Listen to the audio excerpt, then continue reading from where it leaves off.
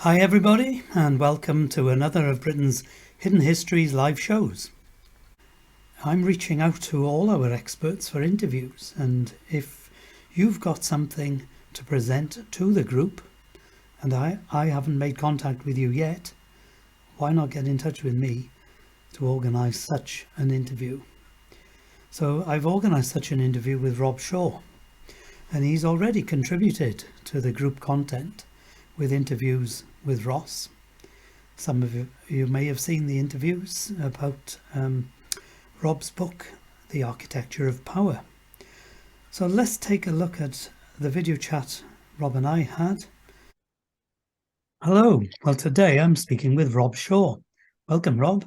Hi, thanks, Paul. Thanks for asking me to come along. My pleasure.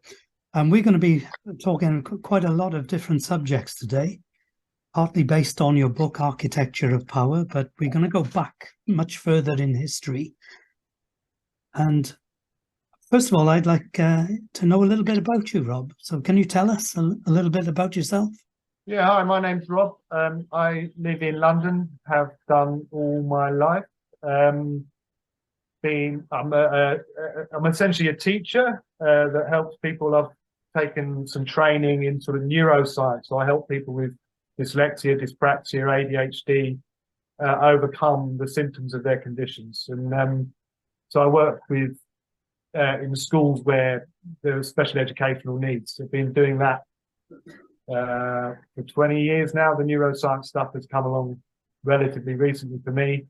And I've always been fascinated by history generally. And as I hit my 20s, I became fascinated specifically with the City of London, which is, the sort of dark heart of this city, the bit that no one really understands, the bit that governs itself, the bit that has its own police force.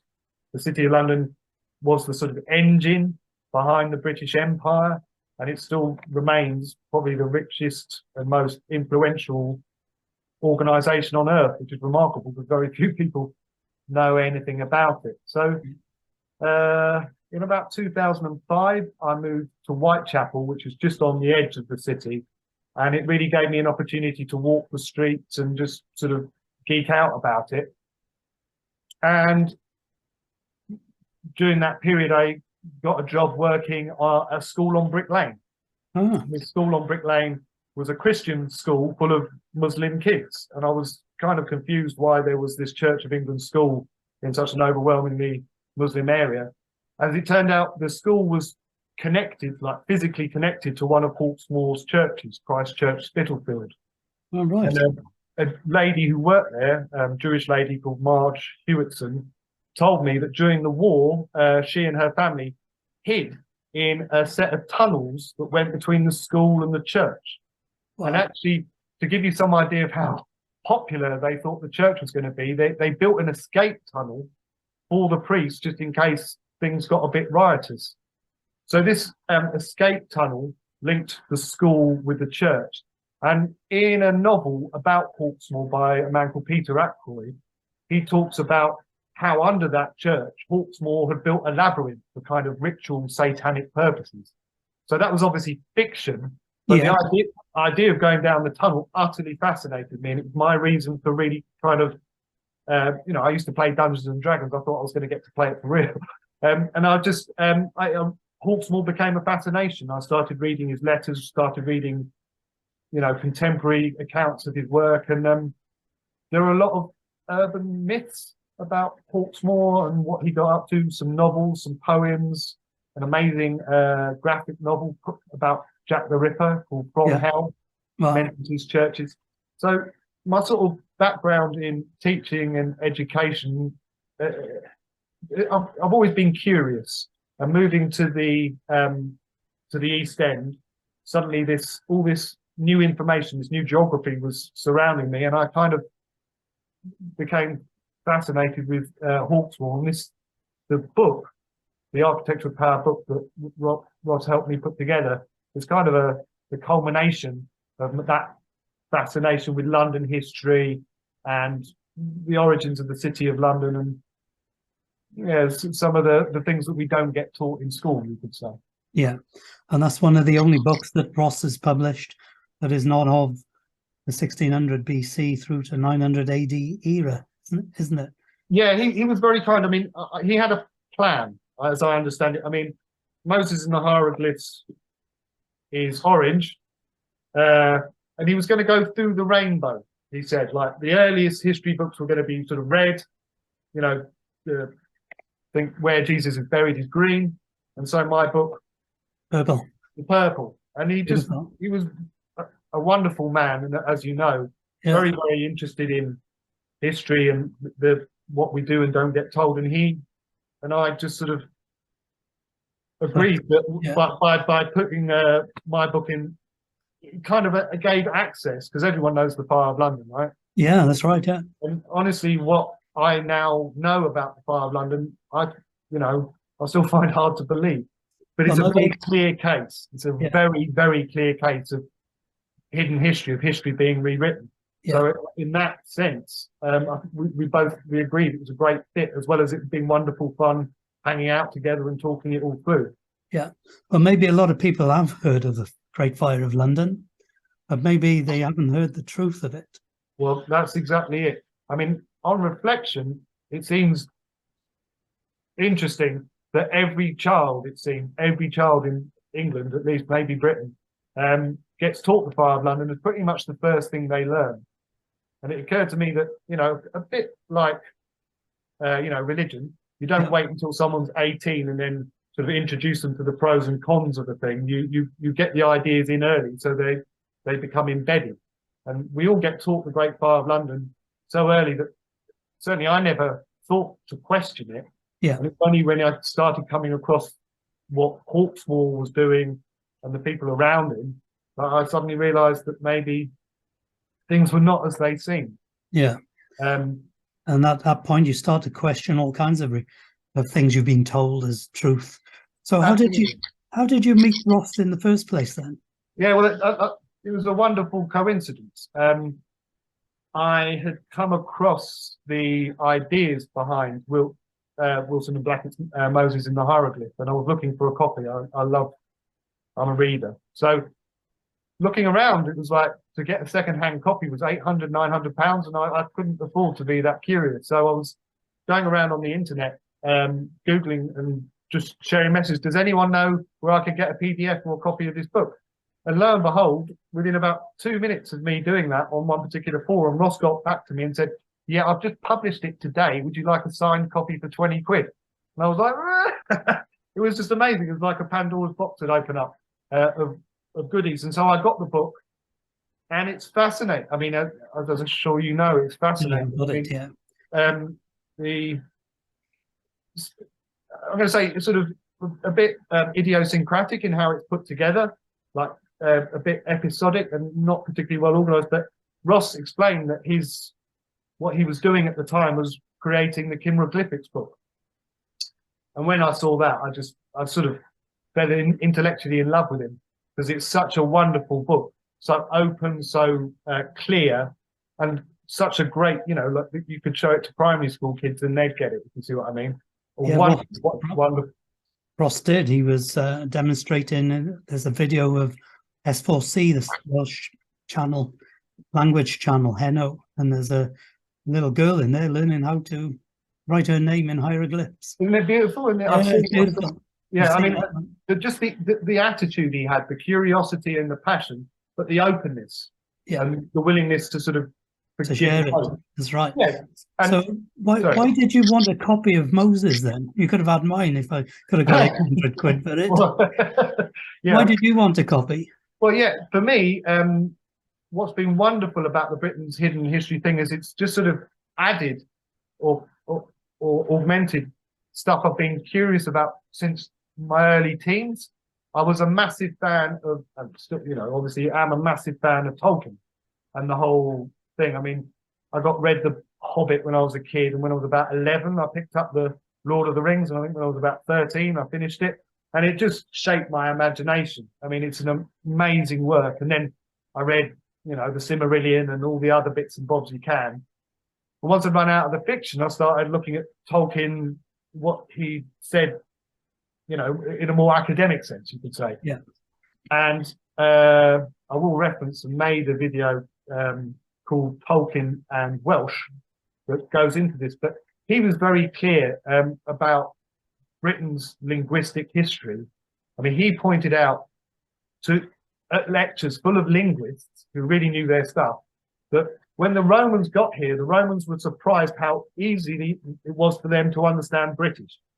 There was a lot of crossover between these two languages, much more than the Romans had found between people who were living in France or Germany or Spain. You know, for some reason, these two separate geographical entities have got a lot of crossover linguistically.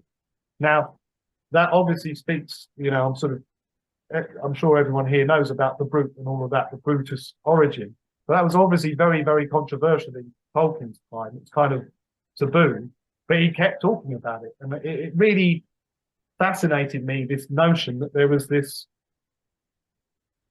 hidden history that he was kind of trying to get back. I mean, Tolkien and his circle were all vehemently anti-Norman. They thought Right. the Normans got here, British culture suffered terribly. And, you know, that's a fair summation. But the Moses and the Hieroglyphs, what it did, it seemed, was, if you like, Tolkien's works here, and there's just a massive crossover between the content. I mean, Right. Tolkien, Where was the crossover then? well, just the linguistics. Right. Like Tolkien didn't speak to the migration all the way back to Egypt, but he did talk about it, you know, from essentially alluding to it from Troy across the Mediterranean up, and there was this language being spoken that was not, that's not well recognized today. I mean, he points out that, you know, in about the year 500 AD, you could say all of Britain was speaking the same language, and we weren't we're all British, you know.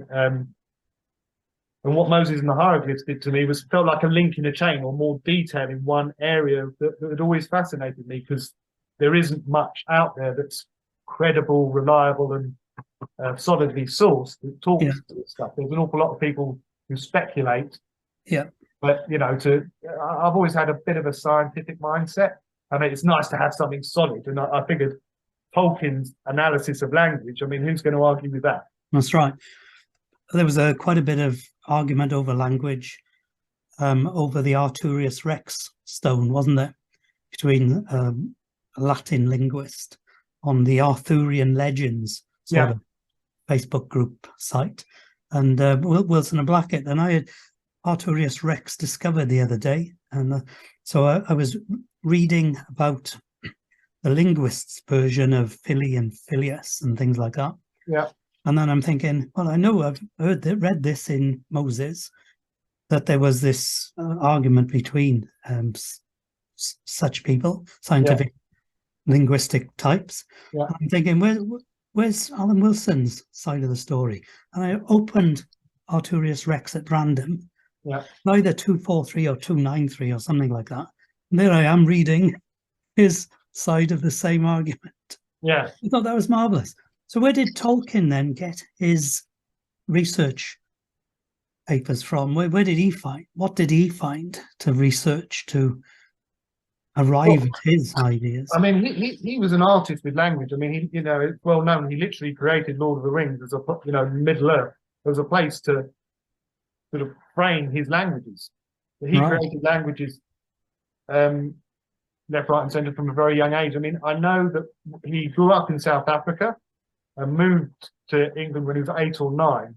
And he records, you know, he could speak and read English, but he'd see coal trucks and other things with Welsh on them.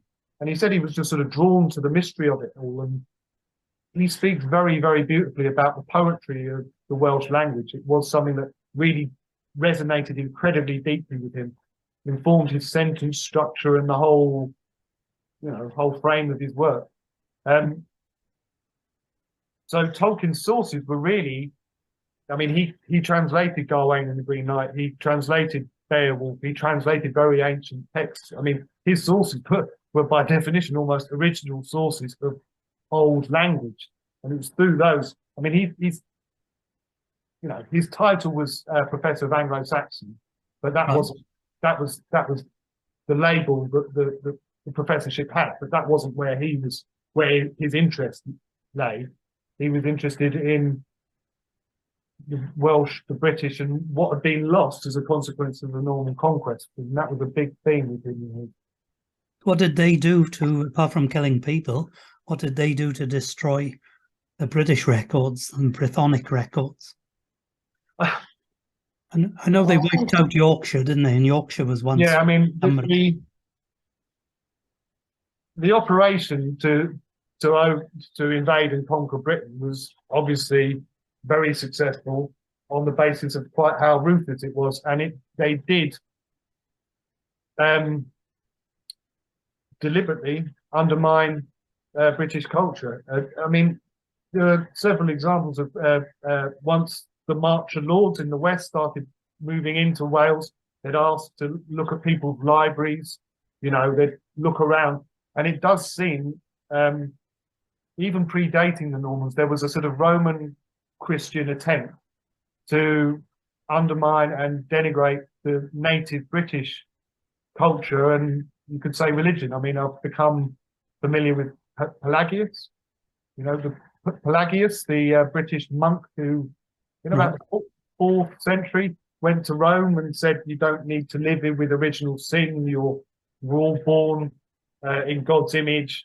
We're all, you don't need to ask for forgiveness from the church. Yep. God made you this way. And there was clearly a very different ethos being spoken to or preached in Britain that didn't chime at all well with the Roman Catholic ethos and, religion. So when William the Conqueror invaded, he did have the Pope's blessing, and in some senses he did try and dress it up as a bit of a crusade. And in exchange for the Pope's blessing, when he got to England, he reintroduced a tax called Peter's Pence, which is where every man, woman, and child, as I understand it, in the country had to pay 1 penny for, and that penny, would all of that money would go to the Pope.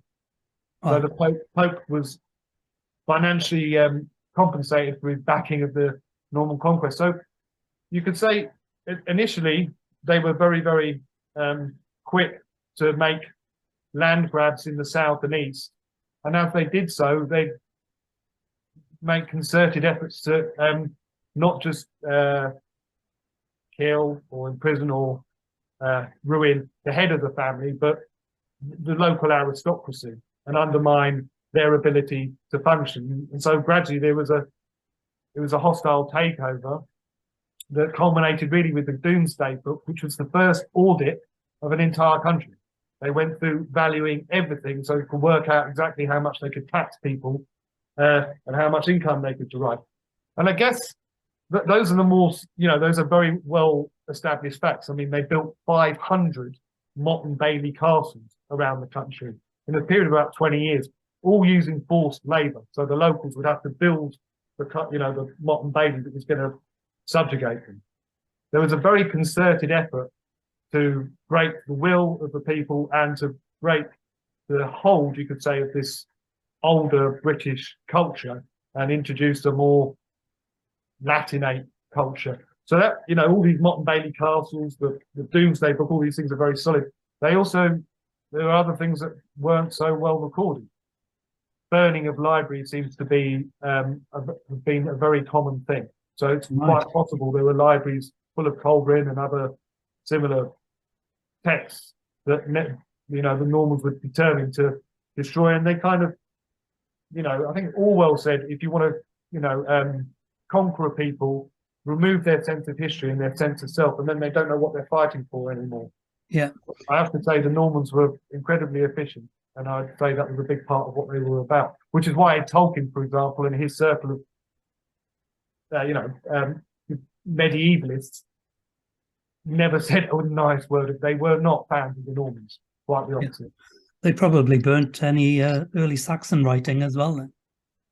Yes, just to completely cut the native culture off at the knees, stop people being able to understand what it is that they've lost. I mean, I feel very much like that today, or as a result of being exposed to Wilson and Blackett and hanging out with Ross, I suddenly see what it is that I was taken from me, which is my legitimate heritage as a Brit. I know that in that Doomsday book, Birmingham had 9 people. Birmingham, three words, Saxon type words. Right. But no doubt a linguist would look into the meaning of words like that. So where did the Roman Church start to differ then from the British apostolic type church? Well, from my point of view, there's this is something I learned as a result of my fascination with Hawksmoor. There was a contemporary of his, a man called Henry Aldrich, who made a translation of the histories of Josephus. Now, this was organised because at the time they were trying to establish a Protestant church on sort of scientific grounds. They wanted to differentiate from the Romans. So that this history of Josephus covers the time of when Jesus was supposed to be alive. It goes from about 100, you can say about 100 BC, 100 AD, a bit less than that, something in that area. So, and it was very, very, very, very, very detailed, this history. Like if someone's dog died of a mysterious reason, you know, it was in there. He didn't miss out anything. But actually, when Henry Aldrich did his translation from Greek, and took out all the old, let's say, extra bits of editing that have been in more modern versions of Josephus. So there's absolutely no mention of Jesus Christ of Nazareth whatsoever. Well, and this caused Hawksmoor and his sort of scientifically minded contemporaries a good deal of anguish, because Hawksmoor was being commissioned to build churches, and what Aldrich and that circle concluded was that there was never a historical Jesus. And in fact, very likely the figure of Jesus was a fiction created by the Emperor Vespasian for sort of political reasons. And I could. Who did you say translated Vespasian? His name was Henry Aldrich, Aldrich. He called it something like the true and faithful, or true and reliable, the genuine translation of the works of Josephus. Because obviously, when the Roman Catholics or people with an investment, let's say, translated Josephus, they couldn't help themselves but write Jesus in. Right. There are actually a few figures, I think, a few people in the book whose name was Jesus, because it was a common name, or relatively common name, but none of them who had a career anything like the figure in the New Testament. The New Testament does not fit at all well with the history, and this led Hawksmoor and his contemporaries to kind of conclude that there hadn't been a Jesus, and which for a guy building churches caused him a good deal of trouble, because none of his churches involved or reference the cross in any way. They don't really feature Jesus in any of the traditional ways that medieval church buildings would have. I thought Jesus wasn't a name. I thought it was a title, Messiah. Now, I wouldn't like to claim any expertise on this. What I can tell you is that there are very good reasons, architectural solid reasons. For example, the first sort of churches and the first Christian symbolism all happened around Vespasian and his Flavian family. The new imperial family with the Flavians, and it seems they created the Roman version of Christianity as a way of teaching people to be more peaceful when there've been all these rebellions and revolts against Rome, encouraging people to be more pacific and to essentially use the Christian pacifist teaching to make the empire a bit easier to govern. And there's good history of the Flavians going over to other centers of the empire and saying, look, let's all adopt this religion, we can all cooperate, and it will help us run things. So that's how it changed then from the British version. The British version, I have to say, I know it existed. For example, Pelagius is an incredibly interesting figure, going to Rome and teaching the Romans about Christianity. So early British churches clearly exist. They're stone buildings. They clearly exist. What they taught, I would say the closest I've got to an understanding of that is looking at the work of Pelagius, and just this sort of sin-free. You didn't have to. You weren't born into sin. You weren't born broken. You didn't have to apologize for your existence and pay money and homage to the church and be terribly humble. God made you. Enjoy it. Work hard, be disciplined. and God will reward you. It was a very much a much kinder and freer mentality than this idea that, you know, the fact of your existence, the fact you're born, means you owe God an apology, you know, and this sort of passive aggressive thing. God so loved the world that he sent his son down, and his son died for our sins. Now you owe God an apology. It's not a kind psychology. And I'd say whatever the British church was teaching, it wasn't original sin. Yeah. If you like. Yeah. And it's caused a lot of problems, hasn't it, down the line of 2,000 years? Yeah. Well, even if that, you know, even in 1066, there was clearly a Roman interest in subjugating. Behind the invasion, yeah. Yeah. Well, they certainly lent their shoulder to the wheel. Yeah. Absolutely. And I think Alan Wilson, when he talks about it, the difference between Roman and British Apostolic is that the Roman was heavily influenced by St. Paul, who may have come to Britain, who may have popped down the road from me at Llanillid. But St. Paul, I think Alan Wilson says that he may well have been an agent, double agent, secret agent, spy, you name it, or agent provocateur. Who would he have been an agent for then? Would he have been? If he was an agent, who would he have been working for? The Flavians, absolutely. I mean, there's some really good work on this. I'm trying to remember the name. So there's a guy called Joseph Atwill, Atwill. His book, Caesar's Messiah, breaks this down very well. There's another book that covers much of the same ground called Creating Christ. Yeah. And it really was, like I say, architecturally, there are churches in Rome that are from the 1st century. So how do you explain those? And they were built by the Flavian family. A lot of the early sort of Christian iconography you can trace back to the Flavian family. And it's all very solid, very solidly evidenced. So the Caesar's Messiah hypothesis, basically, Vespasian was fighting to become, it was the year of 4 emperors, right? The Julian family had messed up the last time. Nero was dead. And so loads of people were fighting for who's going to be emperor next. And Vespasian at the time was in Palestine, Israel, whatever you want to call it. He went down to Egypt, and in Alexandria, they declared him pharaoh and emperor and, you know, all of this kind of stuff. And it was there that he came across the god, I think it's Serapis, and the Ptolemaic family, who were the Greek family that ran Egypt, who created this god, who was a bit Egyptian and a bit Greek. He was Serapis, and it meant everyone had a god in common, and everyone loved Serapis. So when he was declared pharaoh and emperor, Vespasian performed a miracle, which was all traditional. He spat in a man's eyes and he became sighted, and he sort of trod on a man's leg and he stopped being lame. So there's a very ancient kind of ritual there that goes back an awful long way. But the creation, let's say, of Serapis by the Ptolemies was, a lot of people say, was his inspiration for then creating another unifying figure, this time Jesus of Nazareth, a pacifist, just after the Romans had probably their most bloody war yet to date, or rebellion certainly, which is the Jewish revolt of 64 to 67. In the aftermath of that, they were trying to find a way of bringing everyone back together by giving people a common religious practice that we could all share, that they could all share in. So as I understand it, the best evidenced and, to me, credible version of events is roughly that with some help and a lot of imagination, Vespasian and the Flavian family created Roman Christianity as a unifying religion. And you say they were in Egypt as well at some point?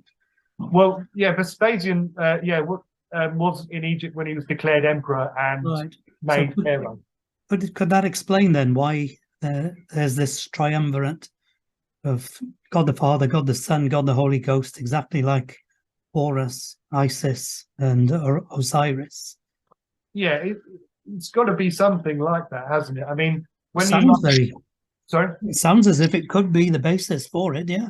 I mean, when you line up the careers of Horus and Jesus, there are so many parallels. I mean, for me, when I learned Horus had been born of a virgin birth on December 25th, you think, well, you know, that can't be a coincidence. And you look at his career and some of the things that he was supposed to do. As I just mentioned, to become Pharaoh, you had to perform these miracles of, you know, making the blind see and the lame walk.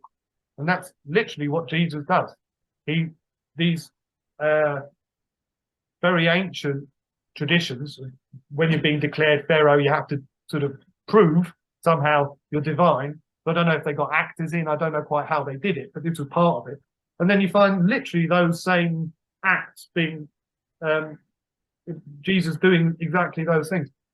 So when you look at the history of Isis and Osiris, and you can sort of see the story written down a long time before Jesus, you know, was supposed to exist, it seems to me incredible that you want to say the two aren't connected. Yeah. Obviously, there was a great deal of expertise and, I'm going to say, sort of investment in religion as a binding force. I mean, I learned from I saw Alan Wilson say, well, religio, I think it means literally like the ligaments that bind us together. What do we have in common? Religion is that thing that binds us together. So the Romans were not, as well as, you know, when you were emperor, I think you were called Pontifex Maximus, and that meant chief bridge builder, and that you were the chief priest of Rome. So you could rewrite the rules, if you like, of religion as you saw fit, and it was a political thing. So I certainly find it very, very, very persuasive that was the origins of Roman Christianity. And if you're talking about being able to evidence it, the early writings, the early buildings, they all sort of emanate out of this Flavian family. Right. Apparently, if you want to see the Egyptian Passion play, then all you have to do is go to Oberammergau when the Jesus Passion play is on. Yeah. And the same things, apparently. Very, very similar. That's according to Arthur Findlay, the Scottish philosopher. Yeah, I mean, there are elements of, you know, the Jesus being born like Horus on December 25th when the sun's at its lowest, you know, so John having his day on this June 24th when the sun's at its height. East, you know, it's a solar story, and it obviously, or it's sort of underpinning a solar myth, which obviously, as a story, as an idea, goes back further than you can fathom. And the Egyptians were certainly very, very, had an incredibly elaborate and rich religious culture that I think it's evident that big elements of the New Testament story came from. Because obviously the Old Testament's a very different kettle of fish to the New Testament. I mean, the Old Testament God was a scary, you know, lightning wielding, child sacrificing, walking or war god, and suddenly you had Jesus, who was teaching a message very similar to Buddha. And Buddha's message had got to Egypt probably a couple of hundred years before. Yeah, I think to a politician, teaching everyone to turn the other cheek and be polite and kind was obviously a very useful message to drum home every week, you know? Yeah. So does that explain also the persecutions of Christians in early Rome then, from I don't know, 5100 to 300? Yeah, I mean, there was, as Alan Wilson points out, some of the first crusades were into Christian. You were the wrong type of Christian. There was the Arian heresy, who was Clovis, the king of the Franks, sort of converted to Roman Christianity, took the Roman money, got their help, and then had a crusade against his own people who were the wrong sort of Christians. So yeah, there was a lot of work done to make sure that the Roman Catholic or sort of authorized version was the only version that, you know, was allowed to survive. Yeah. Well, if you were an emperor who was supporting pagan gods, if you like, country religion gods, then you would want to wipe out Vespasians, Flavians. Yeah, I mean, the only emperor that I'm really aware of who really went to town on the Christians was Diocletian, and that was when there were 4 emperors, and he was one of them, and he didn't like the Christians. He wasn't a Flavian, and he did, after he stopped reigning, a Flavian came in and kind of patched things up again. You can imagine that in the Roman world, there were a lot of people heavily invested in, you know, the status quo as was. the old gods, the old infrastructure. I mean, being a priest, or these huge international infrastructures of these gods were all being asked to, down tools and pick up tools as, remake themselves, rebrand themselves as Christians. And you can well imagine that some people were very resistant to that. But actually, the persecutions of the Christians is something that Christians maybe have overemphasized in proportion to what actually really happened. And might be, I mean, speculation, might have been a neat way for the Roman Catholic Church to kind of create a bit of distance between itself and the Roman Empire. But really, right, the one was the continuity of the other. I think there's quite a few bodies recovered from the Colosseum or other places and placed in the catacombs underneath the Villa Britannia, oh, which became St. Prudentia. Yeah. St. Prudenzia's church. Yeah. I'm not sure what the current name is. I know they think that's one of the oldest churches in Rome, don't they? They've got mosaics on the walls from 400 AD. Yeah. But that would have been in the era of CADW. 50, 70 AD, maybe, something like that. Now, you see, this bit or this fascinating aspect of this, that the possibility of, once CADW, who uniquely wasn't executed. I mean, what was the name of the guy? Was it Vercingetorix was the leader in France? They brought him back to Rome in chains, paraded him about, and then executed him, because that's what they did. They humiliated you and then they executed you. As we all know, that didn't happen to CADW. And so it'd be lovely to think that that was perhaps one way in which Christianity was introduced. But it would have been a different kind of Christianity to the one that the more industrially minded Flavians were putting about. Like I say, I mean, it's interesting to speculate about this stuff. Why I'm an advocate or believe in the Flavian idea is because there's architecture and there's paperwork, and you can really see that they were building churches. I mean, using certain kinds of iconography that were Christian. Yeah. And they did that in the first century. So it's very hard to, I mean, it's rock solid. Like you say, when you see churches of ancient foundation, something real was happening. Yeah. There's sort of rules of evidence for me. You can speculate an awful lot, but you can get lost in speculation. What do you think Alan Wilson and Barham Tony Blackett taught you then altogether? I mean, for me, it was like veils falling. I mean, I've always been growing up in London. You realise that this is a place. This is an engine for making money. They don't care about individuals. I've always been fairly sceptical about the official narrative. Oh, Britain's a lovely place. We went and rescued the Indians from India. We stopped the poor Indians having to rule their own country. Wasn't that kind of us? We helped the Africans take all their gold and diamonds. Wasn't that? I've always been fairly sceptical. And what Wilson and Blackett did was just to really throw into sharp relief this stuff that Tolkien, I knew, was alluding to, this sort of lost culture, what the Normans did to us and the beginnings of empire and the sort of brutal expansion of the city of London all began, if you like, with the Norman invasion. So Wilson and Blackett, if you like, just fitted really well. I had my sort of rough idea of how Tolkien saw the world. And then with Moses and the Hieroglyphs, they just added, I mean, Tolkien alluded to this language, and there they are showing you it in the Hieroglyphs. And for me, I'm not entirely clear how much of it I believe, but there's such crossover that it's fascinating. And, hearing Alan Wilson talk about, Julius Caesar was so successful, he invaded Britain twice. Now, when I was a kid, I did read, the history of the war with the Franks by Julius Caesar. And, it was obviously propaganda. And he said, oh, yeah, I invaded one time and it was brilliant. And then I left and they gave me loads of money in hostages, but then I lost them in bad weather. So I went back again with twice as many men and it was brilliant. And they all loved me and they paid me money in hostages. And then I went back again and I lost them as well. And you suddenly realize that actually that's complete BS. Yeah. And you have to think about, well, who was it that was able to chase Julius Caesar twice off? It wasn't some naked guys living in caves, painting themselves blue. There must have been something very sophisticated here in order to be able to do that, because he didn't really beat Julius Caesar. I mean, he was not an easy guy to beat. So you start looking at all this, and then the existence of Colburn, and the whole the Llandaff Chronicles, all of this stuff. It still gets me incredibly excited, because it's the facts that, if you like, that inspired Tolkien's fiction.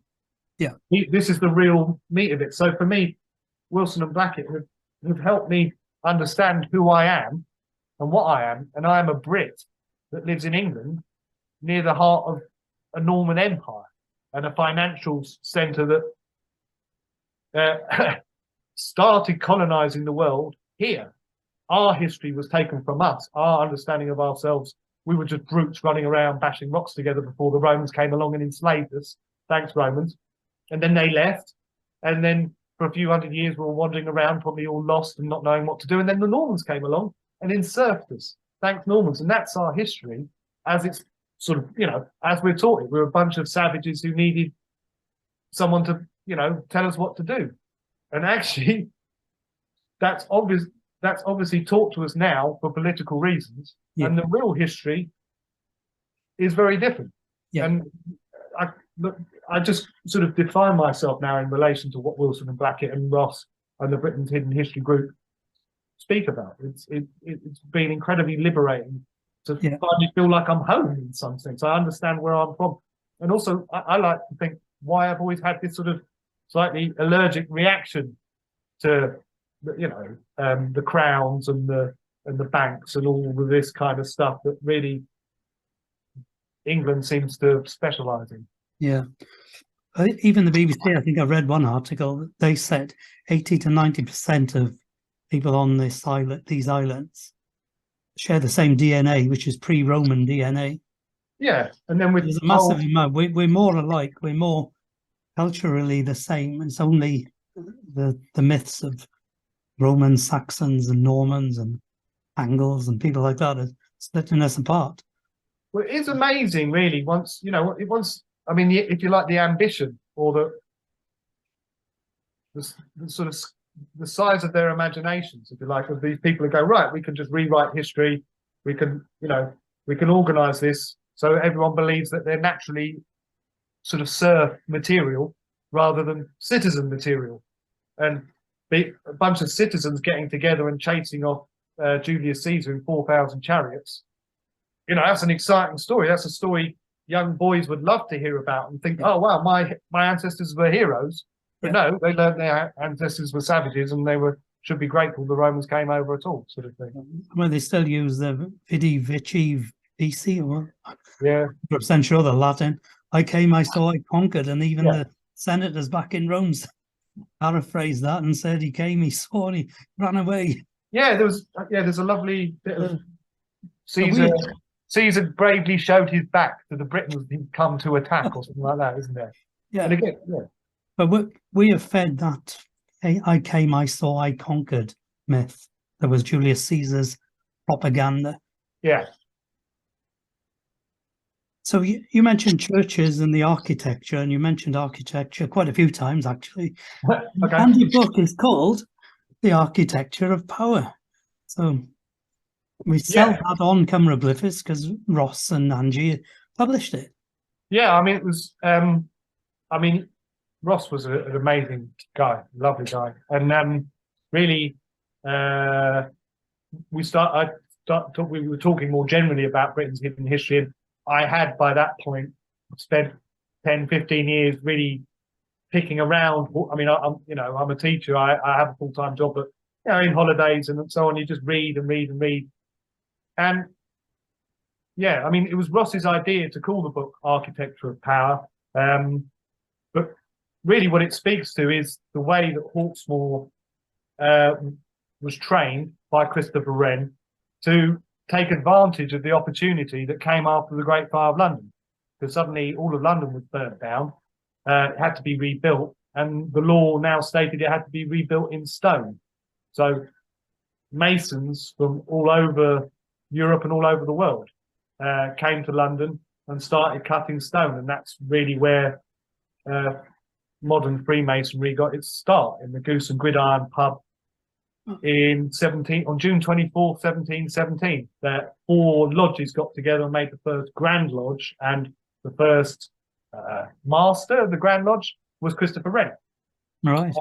That's where modern Freemasonry takes its origins. I mean, there's some interesting history there, but really, again, architecture of power. What happened for me is I started working at a school on Brick Lane in the East End, and that school was connected via a tunnel to Hawksmoor's church.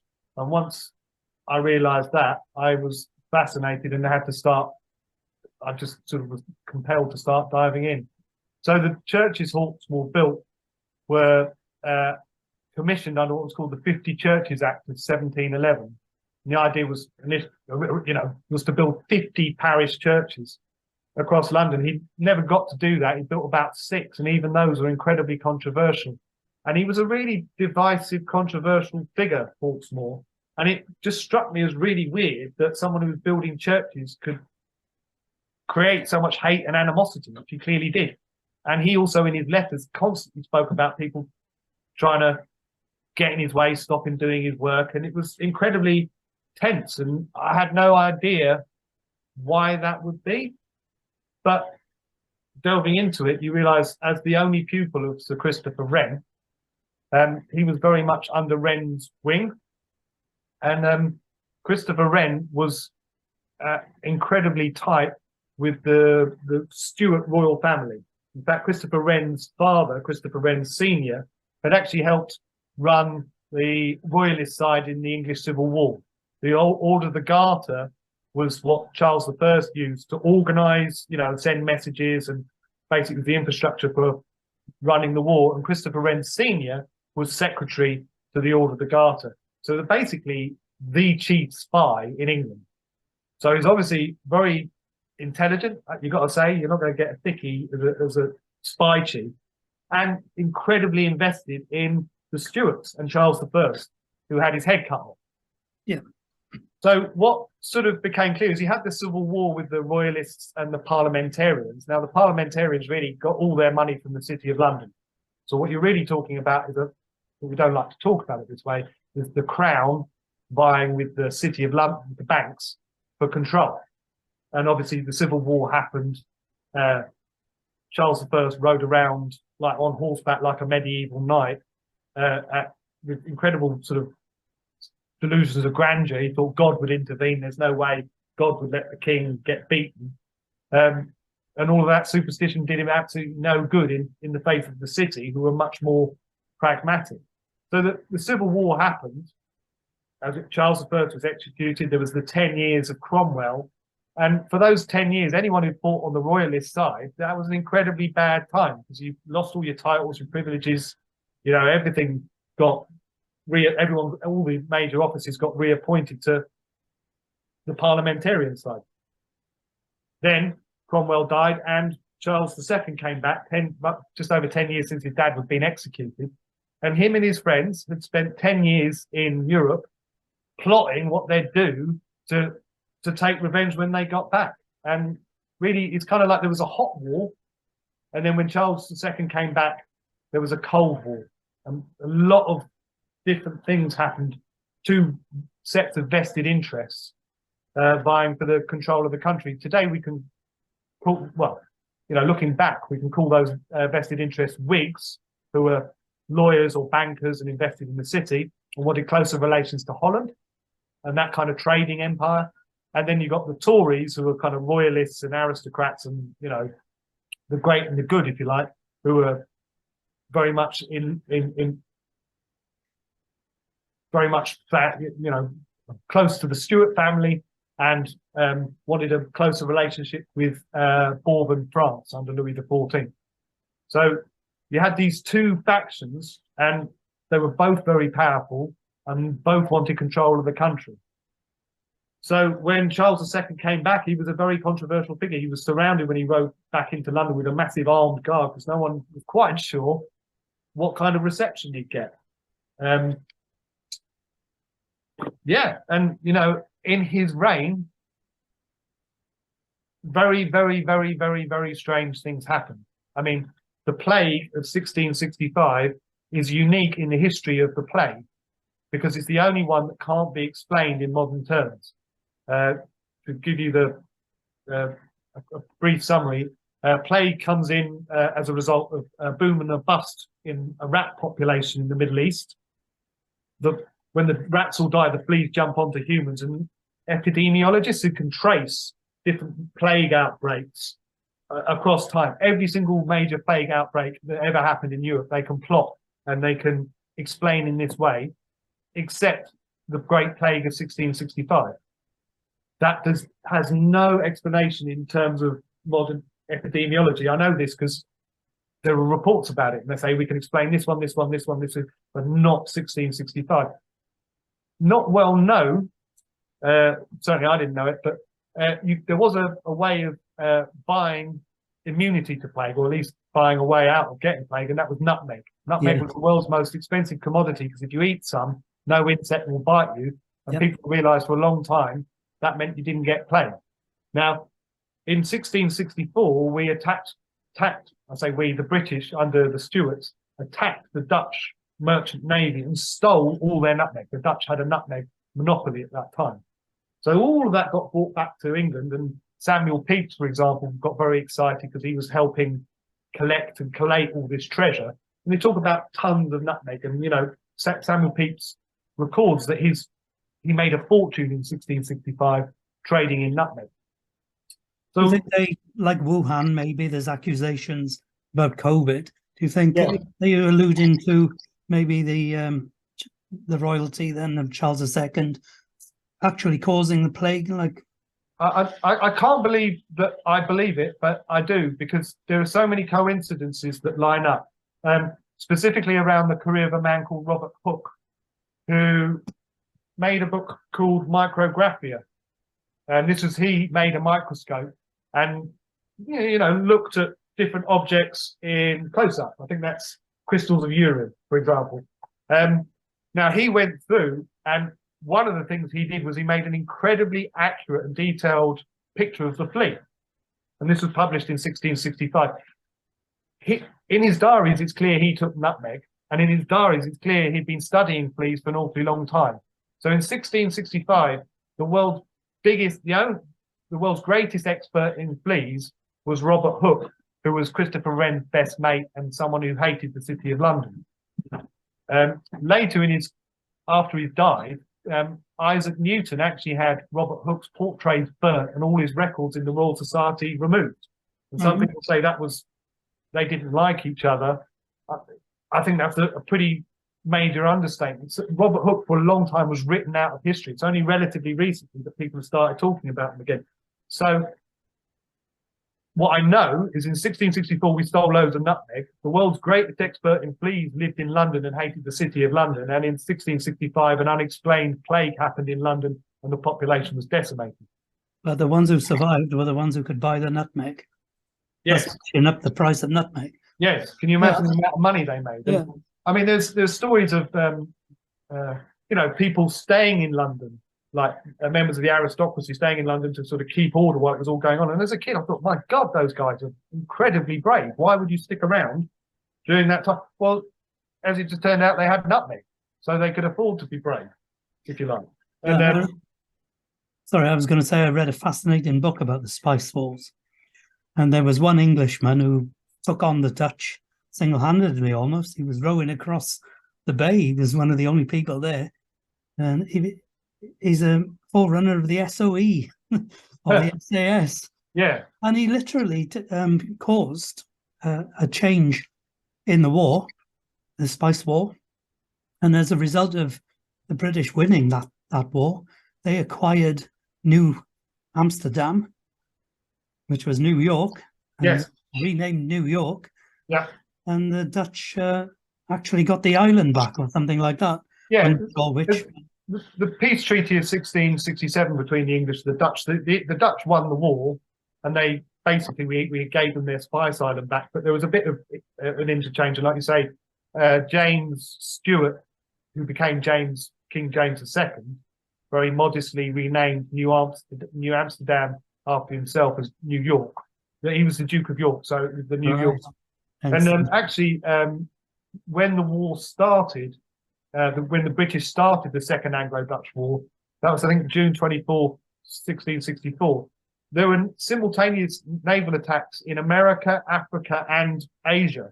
So it's quite an operation. And they just, without warning and without provocation, the English attacked the Dutch. And within 3 years, the Dutch had bested the British Navy, and we had to sign a peace treaty and that is where we got New York from. right, interesting. Yeah. So obviously you had this terrible year of 1665, maybe 100,000 people in London and the surrounding areas died. And then, in 1666, everything burnt down. So John Dryden, who was the poet laureate, Charles II's kind of versifier, called this the year of miracles. And it was just a series of judgments by God on London. And if you have the medieval mindset, everything happened because God wanted it to. So literally priests were saying, well, look, London's being decimated by plague. That's God's doing that. This is God's judgment on London. And what had London done? It cut off the king's head. So God was punishing London for cutting off the king's head. Then the fire happened. God is punishing London for cutting off the king's head. And this was quite literally, people were being told as they were dying of plague that it was their fault for siding with being on the wrong side of the Civil War. Yeah. So it was really quite an horrific time to be around. Yeah. I've just been watching your video about the book.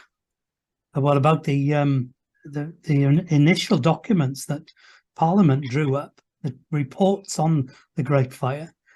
And I think I heard in your video you say that you won't find those copies in Britain, and you're using an American university or library to find them. Yes. So quite naturally, when all of London burnt down, Parliament was like, oh, what happened? And they investigated. So they formed a committee, and I think on the 22nd of January, 1667, they were ready to publish their findings. We'll talk about those in a minute. So I think that happened, and then before Parliament could debate their findings, Charles II prorogued Parliament. He closed it down, and after that happened, he broke up this committee. So this committee of 70-odd MPs had done all this investigation, interviewing, and going round, and had all this information, but suddenly they couldn't debate it in Parliament, and their committee was disbanded. So a few of them were like, well, that's not right.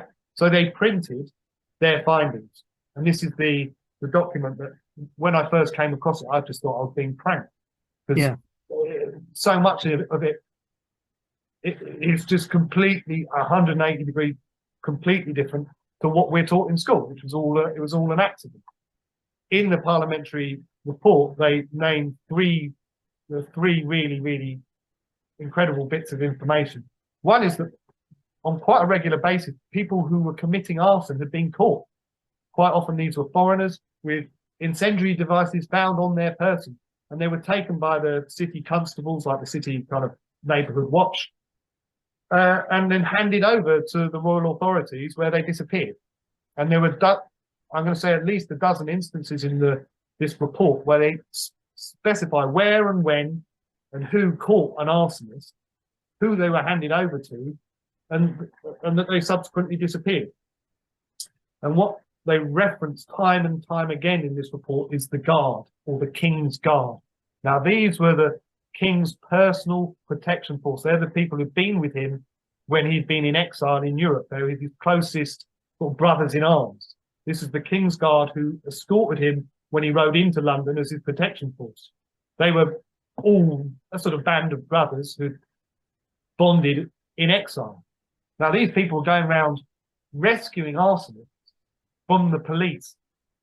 And this was mentioned in the parliamentary report. Now, what possible explanation is there for, oh, all right, the policeman's got an arsonist. Tell you what, I'll take him. Oh, don't worry about it. No, don't come with me. I'll look after him. And it disappeared. So you've got the King's Guard, and you can name some of these people who, for example, Abraham Cowley, who worked as a kind of a cipher, a coder for Charles II. He helped write and decode letters. Was also known as a poet, and he's known as the first person to ever write about cocaine in English. Wow. Abraham Cowley. There was Robert Holmes, who was a naval captain who started by himself, well, because they asked him to. Robert Holmes started both the Second and Third Anglo-Dutch Wars. He was very much a figure in the Navy. But there was a group of about 30 of these sort of figures who were the King's Guard, and they were the ones who were rescuing arsonists according to Parliament. So how do you explain that? Yeah. Second damning thing is what Lord Chief Justice Kelling, the Chief Justice at the time, was doing. If someone was brought to court during those few days accused of arson or whatever, he would dismiss the charges. He would get them kicked out, or he would tell the jury, you can't find these people guilty. So even if someone had wriggled, or some people were being processed in the legal system, the Lord Chief Justice was preventing that happening. Yeah. And nobody knows about this now, apart from... No, but it's all written. This is the thing. I remember when I first came across this report, it was online, University of Michigan's old English books series. Yes. Been stored there for ages. I have now actually seen a paper copy subsequent to writing the book. There's one held in a very dusty cupboard at the bottom of the museum with like padlocks on in the Guildhall. They do have a copy, but they don't want you to know that they have a copy. Well, I have seen a paper copy, but this report was incredibly controversial. I mean, Charles II, literally, once it was published, had said it was illegal to own a copy and had the public handman confiscate and burn them, which is why they're very difficult to find in this country. But I'll just say the third and the most damning aspect of the report is just how much James, Duke of York, who later became James II, James Stuart, how much he was involved. His name comes up time and again where people have been rescued, the arsonists are being rescued. At one point, the crowd were like, no, we're not giving him up. And the King's Guard came in, shot their guns in the air, started bashing. James II came in and rescued an arsonist and told everyone to F off because he's the Duke of York and he'll look after him. So 3 or 4 times. And none of them were ever brought to trial then, I take it? No, they all disappeared. Some people, it's possible they all went to Quebec because quite a lot of them were French, and it might have been something along the lines of, if you do this job, we'll commute your sentence, give you a bit of cash, and you can go and live over there, or something like that. Right. But in the report, they mentioned that there was the one person who got caught, or rather the one person who confessed to any involvement in the arson that carried out was a guy called Robert Hubert, who was a Frenchman. And he said he'd been kind of recruited by a guy called Stephen Peedlow. Now, at the time, he's a very obscure figure, but there seems to be reason to think that Peedlow had something to do with it anyway, and he ended up in Quebec. So it's possible that other people ended up there as well. But, they didn't write down their evil plan and post it up anywhere. But the parliamentary report, like I say, was incredibly controversial. The king had it burned, and then a few years later, Charles II, had Parliament disbanded because they just weren't doing what, the relationship between Parliament and Crown had just broken down. So famously in January 1679, he asked all the Parliament to come to Oxford, and then he put on all his best clothes and said, nah, I'm not proroguing you. You're done. I don't need you anymore. You're disbanded. So he actually disbanded Parliament. Wow. In a much more direct way than his father Charles I had. So that's January 1679, and him and his friends took it upon themselves 13 years later to republish the report, but in a completely different version where it takes out all this different information, and it's all an accident. The fire was just an accident. So why would he 12, 13 years later reprint this report if it had all been nonsense in the first place? What was so important to him about retelling this story? Anyway, that was published and disseminated. And then after the Glorious Revolution, when James II was kicked off the throne by William of Orange in 1689, the parliamentary side republished kind of the original report. So 20 odd years later, this report was, published and republished because it was such an important document, because it laid out the fact that arson had been committed. So it's an incredible find, and literally when I first came across it, I just thought I was being pranked because all the stuff in it was just unbelievable. I mean, I couldn't understand why the king's brother would be involved in the Great Fire of London. You see what I mean? Yeah. It's there, and if you look at the witnesses, the MPs who were members of this committee, none of them were like wanting to be martyrs for a conspiracy theory. They're all sort of career politicians and, you know, smart people, and they said unequivocally that the fire was arson, as did lots of other people. When you look around, the guy that became the Archbishop of Canterbury after the Glorious Revolution, a guy called John Tillotson, Archbishop of Canterbury, the fire is arson. Gilbert Burnet, who became Bishop of Salisbury after the Glorious Revolution, Bishop of Salisbury, Great Fire was arson. In particular, the Lord Mayor of London, Sir Patience Ward, the Great Fire was arson. All of these very, you know, all the MPs on that committee, loads of very serious, you know, not the bloke down the pub telling you this, very serious establishment figures who were part of the Glorious Revolution, were part of getting rid of the Stuart family, or removing James II off the throne, were all committed to that cause because they knew that James II had been complicit in the Great Fire of London. So it's not a surprise that we don't get taught any of this, I guess. But I mean, at the time, and as I sort of read around and you start learning all these things, I couldn't believe that nutmeg gave you immunity to fate. I mean, I know, that was amazing to find that out. I mean, and that they'd stolen nutmeg just before London. All of these things. I mean, it is. I mean, to me, I often preface, you know, talking about this as like, I don't blame you if you don't believe it. I can't believe it either. Yeah. You know, it's amazing, but it's there in the documents. Yeah, it's truly hidden history. This is. Yeah. And did the American University do anything with the original documents in their possession?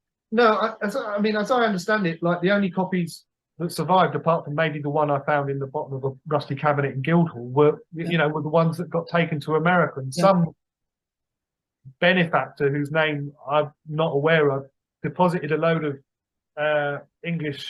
old English texts in the University of Michigan, and they started digitizing them. Wow! So nobody's drawn your conclusions. Then you're the only one to highlight the conclusions you've reached. Nobody yes. I mean, there are people, for example, who talk about the report, but they always trash it. They say, "Oh, it was a bunch of fanatics. They don't know what they're talking about." Right. But honestly, you just read it. And what I did also was look at the careers of the 70 people, MPs and lords, who have been members of that committee. Most of them were committed royalists. It wasn't like they all had an axe to grind. In fact, quite the opposite. Their bread was buttered on the king's side. But they nevertheless said all this. Say hi to Jane. Hi, Jane. Yeah. So who is your readership then, Rob? Who are your readers? Who would you like to read the book? Every child in Britain, no doubt. That'd be great for the mortgage. Yeah. I mean, for me, it's such an amazing, outstanding. I mean, you know, I'm a history skeptic. There are things that we get taught, you know, even in our own lifetimes, that just clearly didn't happen in the way that, you know, the media portray them. So it kind of fell into a broader picture for me of Britain's hidden history. But for me, anyone who's curious, anyone who wants to know and see a really solid example of history being rewritten, because it was rewritten. This episode was incredibly controversial between the Whigs and the Tories, right? These two parties battled it out until 1834, when they joined and became the Conservative Party. Then they started editing. For example, I could show you, where is it? This book, Gilbert Burnet, Bishop of Salisbury, History of My Own Time. Now, if you read this today, it's been edited to remove all the references to the Great Fire, because this is printed in 1970, this version. Right. You go online and look at a version of his book, History of My Own Time, before 1830, and it is incredible the amount of detail he goes into. He points out a man called John Graunt turned off the water supply to London the night before the fire happened. Wow. Yeah, there's a reservoir in Islington, which is where London got its pressurised water from. This man, John Graunt, brazenly went in there, turned off the water, kind of chained it all together and walked away with the keys. No one had ever done that before. And it meant on the night of the fire, there was no pressure, there was virtually no water available, which obviously helped the spread of the fire. Gilbert Benet mentions that. He mentions a huge amount of detail that really, incriminates the Tory wing of the British establishment at that time. It shows that they were responsible for the fire. Now, I'll say again, you can get this version printed in 1970 odd, and it contains loads of fascinating stuff, but nothing about the fire. If you go back, I haven't been able to afford an original copy of his history, which is about that thick and a few hundred years old now. But if you look at an online version of a version that was printed before the 1830s when the Conservative Party was formed, there's a huge amount of detail, like I say, for example, about John Gaunt turning off the water, and so on and so on and so on. So it's clear that people knew this stuff, and it was deliberately edited out of history. Yeah. And I'll say again, because it does seem to me a point worth reiterating, that the Whigs and the Tories, they've sort of fought in the Civil War. Members of each other's families have been killed, and people remembered this over the generations. They hated each other.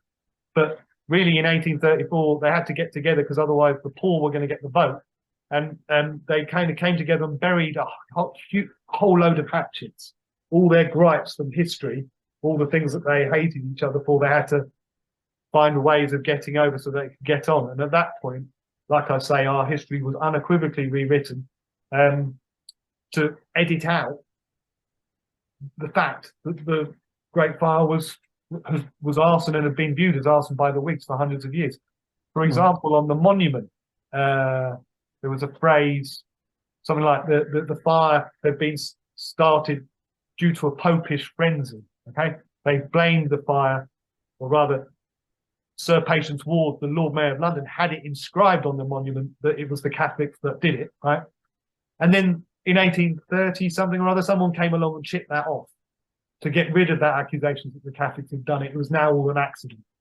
So if you've got any interest in history and how history gets written by the winners, I'd hope you find the book interesting, at least, because I try and set out what Hawksmoor was doing in his own terms, referencing Christianity and all these different influences that came into it, building his church. But it really, for me, it was utter revelation that the history I'd been taught as a child was a fabrication purely to paper over the cracks in the British establishment. So if any of that sounds like something that might interest you, please, I'd love you to buy the book for obviously selfish reasons, and also just because I can't believe I can't believe life has given me the opportunity to have this story to tell. Yeah, amazing. The enlightenment of our culture that there are such huge lies out there. Yeah, and the proof of that lie also opens the door to all the other lies.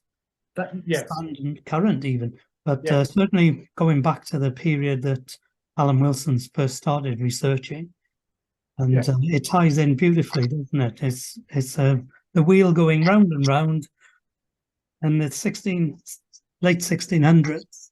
Yeah, it's another example of history being overwritten by the victor. No, and exactly. And again, for me, because it seems to me, every child is taught about the Great Fire when they're 5, when they're like so wide-eyed, they're going, oh, okay, and never, you don't have many critical thinking skills on your first day at school, do you? You're just kind of taking it in. And everyone gets taught it. And I can't help but feel that isn't an accident. We get taught, you get taught it very young, you absorb the information, you don't think about it twice. If we'd all been taught it when we're 18, and you get taught, oh, well, there was this year and London got hit by fire, famine, war, disease, but it was all an accident. You go, yeah, really? Or I think I would have, Well, they never link the plague, do they? Very rarely do they link the plague, and they certainly don't link the spice wars, etc. No, I mean, this is what was remarkable to me. I mean, especially John Dryden's poem, The Year of Miracles, is one of the worst things I've ever had to read. It is awful, like sort of boy's own poetry, probably to be read out by some loud-voiced man in a pub so everyone could cheer along. It's awful sort of bombastic, patriotic stuff. But in this poem, it just lays out, oh, London was being punished by God. London had killed the king, so the plague came. That was, an uncontroversial opinion. You could put that in verse, and that wasn't. Then the fire came because God was angry.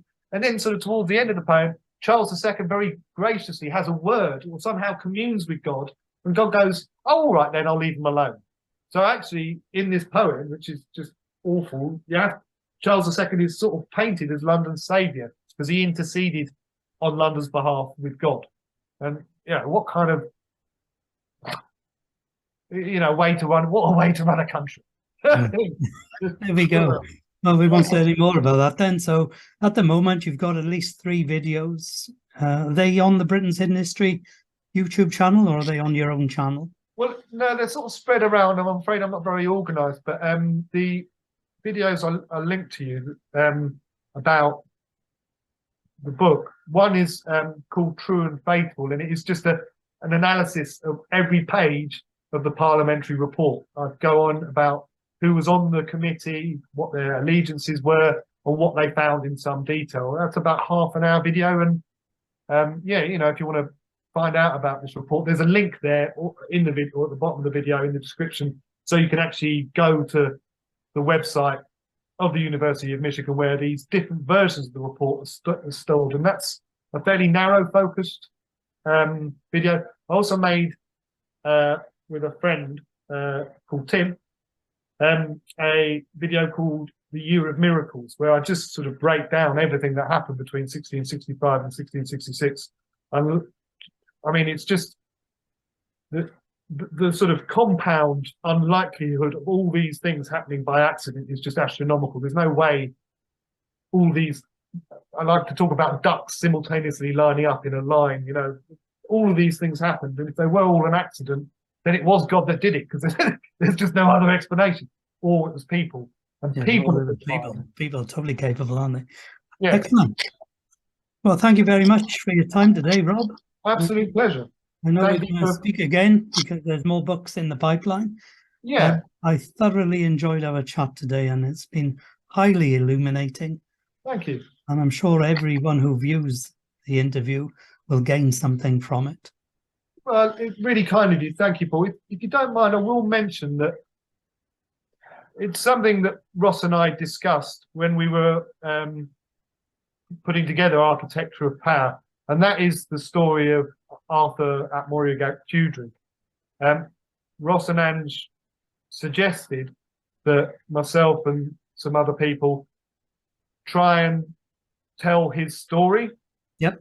And that's something I've been working on now with Legolas and John Pitcher for a while. And it's very much a work in progress.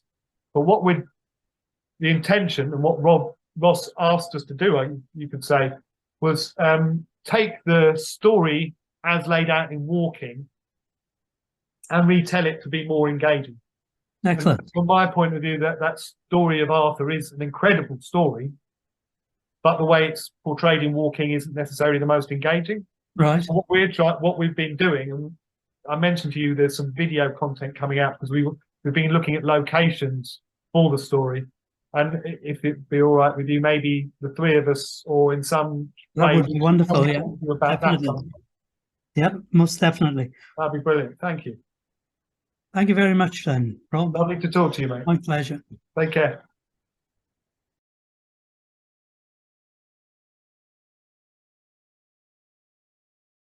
And there we have it. What a wonderful interview, wasn't it?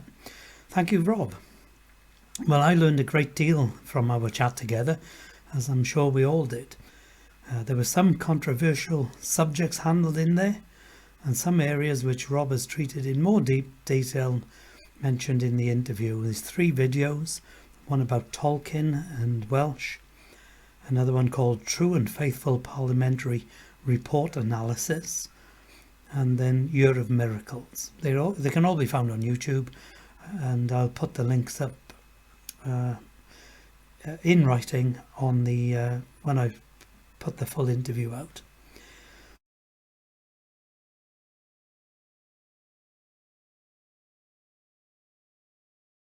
So don't forget Rob's book, The Architecture of Power, available from www.cymrugraphics.com, unless you're in Canada, according to Susanna. Let's take a look at today's chat. I'll have to run through it very quickly now because I messed up the time again, didn't I? David Church pointed out the discrepancy of counting AD. It's about 30 years out. Derek Moores said that he's noticed mainstream starting to come round to the no Celts idea. Marshall Abrahams thought Dye's photos were very atmospheric and agreed with Derek that the truth is seeping out. Marshall queried Cardiff University supporting Wilson and Blackett. Well, that was in the tree ring work that they did. They basically didn't say they supported Wilson and Blackett. They just said it must have been a comet in the 6th century. Meg made the usual joke about Lantrescent being the hole with the mint, and it's a fabulous story by Alan Wilson about how Lord Tonypandy and James Callaghan stitched up Parliament. Probably stitched them up as well as Charles II and his brother. Rob Shaw talked about the War King. Saxons came across 7. Derek Moores added the comments on the Celts. He added to the comments on the Celts. Legolas Greenleaf says Rusayson is definitely connected with the later Arthur III Arthvile. He wasn't sure that Alan ever mentioned that the 6th century Baden battle ended up there. So we need a presentation on that then, Legolas. Rob Shaw talked about 518 for Arthur's first battle according to the War King. Paul Jenkinson said that chariots were in Europe much earlier. Suzanne Price asked, where is the heartland of South Wales? And the answer was given by David Church, saying, well, it depends on who you ask and when you're asking about it. Because to some people, the Vale of Glamorgan is the heartland, others it's the hillsides and the valleys. King Cole, maybe that's the heartland. And if you're from Cardiff, it's Cardiff. Marshall Abraham says she'll be back with some videos when her book is finally published, and she's still working on the index, two-thirds of the way through. Derek Morse, we all agree with Derek. Ross's enthusiasm is electrifying. Legolas said that he has just remembered the War King book was written before Alan identified Baden in his 1986 Arturius Rex Discovered. And so in the War King book, he put Baden in Gwent. So in War King, coming over from Gloucester in the east, you would fight at Baden first if it was in Gwent, and then Rusayson afterwards. In 1986, Arturius Rex Discovered, if he's fought Baden first and it's over in the west, then they must have come in from the west, fight Baden to end up at Rusayson. We're always updating facts with research, aren't we? Rich DJ asks, where is it called Arthur's Castle? Rusayson as Arthur's Castle. Good question. There was a massive discussion on LiDAR and Arnie's drone footage. Marshall said that the wider at Magog is simply not there, and wonders why. A little bit of humour around that one. Paul Jenkinson says that my IT skills are slick today. Yeah, I even fixed my printer. Marshall says that she proofread Rob Shaw's book. Chris Newbury recommended Ralph Ellis's books. Marshall commented that the original Druid Trinity was Beli, Taran and Yesi. Chris Newbury added Freya, Lydia and Finder. Seems to be a very popular thing, a Trinity. Greg Griff says that people of the British Isles in 2004 said that Anglo-Saxon DNA made up to 10 to 40% of the DNA of Englishmen. And that was in a comment contradicting what the BBC said that I said. Interesting. There's much more discussion in the chat room on Rob Shaw's presentation, and rightly so. As far too much for me to write down, and we've overrun. Chris pointed out something that I found was interesting. He said the YouTube algorithm removes comments. I'm wondering why. I only get to see just a few comments, and I'm thinking, is that all the comments? Until Rob Shaw's presentation came on, and then everybody went mad. But no, they didn't go mad. They multiplied the value of interest. So we'll now play the last piece of music, which I promised at the start, which is Bethan B. Parker, and she's singing in Clubberbont in Ponty. Clubberbont is because Ponty changes to Bont because of the grammar. So Clubberbont is right next to the river and regularly gets flooded. I highly recommend the place. I asked for a pint of beer in there in English. No, they ignored me. So then I asked for a pint of beer in Russian, and I got my pint of beer. If you ask for it in Welsh, of course, you're guaranteed your pint. So here we are with B singing I See Fire, recorded in Clubberbont.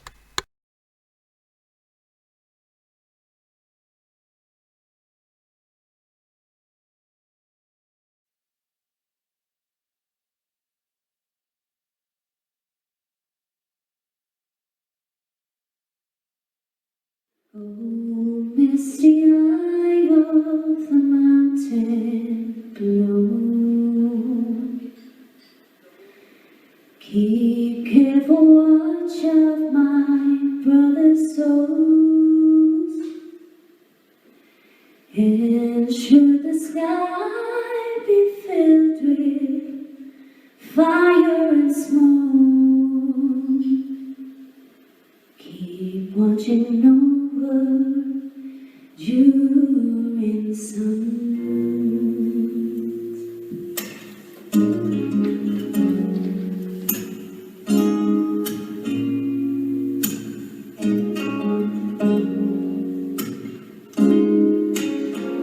If this is to end in fire, we should all burn together. Watch the flames climb high into the night, calling out, Father, oh, stand by and we will watch the flames burn open on the mountainside.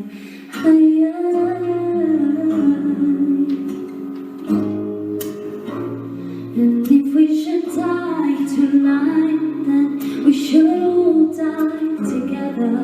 Raise a glass of wine for the last time, calling out, Father, oh, prepare as we will watch the flames burn open on the mountainside. Desolation comes upon the sky. No, I see fire inside the mountain. I see fire burning the trees. I see fire hollow its souls. I see fire burning the breeze. And I hope that you remember me.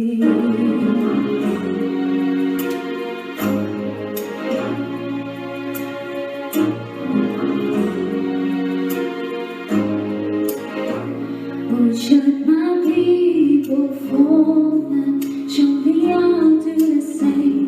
Confined in mountain holes, we got too close to the flame. Calling out, Father, oh, hold fast and we will watch the flames burn open on the mountainside. Desolation comes upon the sky. No, I see fire inside the mountain. I see fire burning the trees.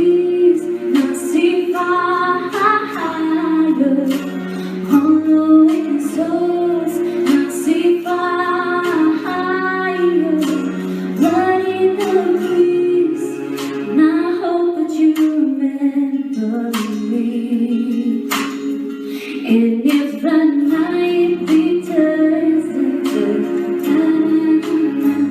or if the dark returns, then my brothers will die. And as the skies pour darkness, crash into a lonely time, and with that shadow upon the ground, I hear my people screaming out, and I see fire inside the mountain. I see fire burning the trees. I see fire on the wind souls. I see fire burning the breeze. I see fire. Oh, you know I saw the city burn. I see fire. Feel the heat upon my skin. Yeah. I see fire. I see fire burn over on the mountainside.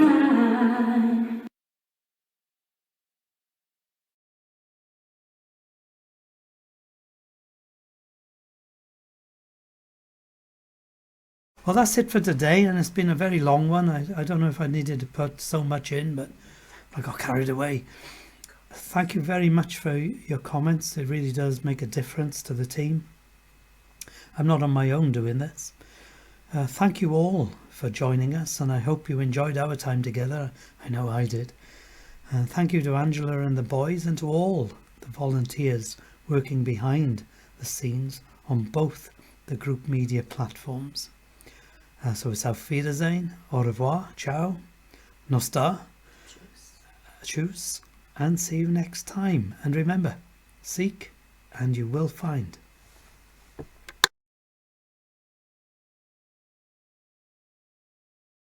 Thank you for watching the video. I hope you enjoyed that and found it informative. Britain's Hidden History Group has so much more going on our YouTube channel. The one you're watching now, there's a live stream, 8 o'clock UK time every Sunday. We speak to people like Wilson and Blackett, reprint their old books and help produce new ones. We go researching to the tops of mountains, all the way down to the bottoms of caves. Busily recording the books, you can listen to them as well, and looking at mysteries and working out what we're not being taught in schools, and preserving it, because the physical and written evidence is rapidly disappearing. You can also find out how to read ancient writing and hieroglyphs using the Welsh language. It's amazing. There's a Facebook group where this is being discussed. Along with a website, you can buy the books and help us. Also, as you can see, there's now a Patreon page where just a few pounds a month will make all the difference in trying to keep the project going and preserve this history for future generations, and also to find out for ourselves what is going on, what is Britain's hidden history. So until the next time, Heddiw!